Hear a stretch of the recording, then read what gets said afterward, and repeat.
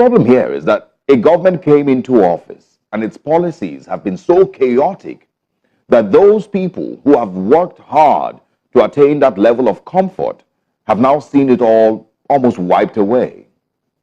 And so if a person who was that comfortable with Rolls-Royce vehicles has now been cut down to managing his Honda Accord, imagine what has happened to the university lecturer. Imagine what that lecturer has had to do. This change in economic realities is, by the way, not as a result of Mr. Rolls-Royce's bad business decisions. He didn't do anything wrong or anything like that. But because an administration came into office and completely changed the trajectory of businesses and the value of the currency across Nigeria. Again, this morning, as you think of Mr. Rolls-Royce, think as well of the civil servant who's working in his very small state government office. Think of the Nigerian who was doing his best to feed his 5 children and put them through school, managing his own small Toyota. What do you think has happened to him? If Mr. Rolls-Royce has dropped from, using those exotic cars to using a Honda Accord, what do you think has happened to those who had a Honda Accord? What do you think has happened to those who had small Toyota Corollas?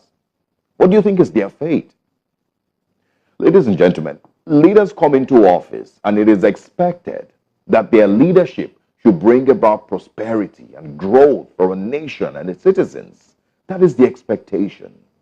And if for any reason there has to be austerity measures, it must be seen from the top. That leader must show and lead by example. But in our case, the Nigerian government seems to be doing, completely the opposite. Billions are being budgeted and spent on houses and cars for the executive, while our dear friend dropped his Rolls-Royce for a Honda. And if the government expects citizens to make sacrifices, then there must be visible signs that government is leading by example.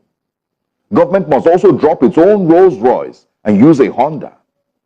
Mr. President and the executive, the National Assembly members, must also drop their own Rolls-Royce. It must be seen that they have also decided to leave their Rolls-Royce and move to a Honda. Also, Mr. President failed to actually even inspire hope that someday this friend will be prosperous again, enough to go back to using one of his Rolls-Royce. Because from what it seems, this Honda status might just be permanent or even get worse.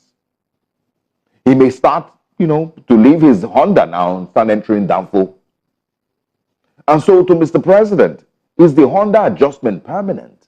And how can you convince Nigerians that this Honda, situation is not going to be the norm? Again, as you think about Mr. Rolls-Royce, think about the retiree who has seen the cost of his medication go from 3,000 naira a month to about 25,000 naira a month. Good morning, Nigerians.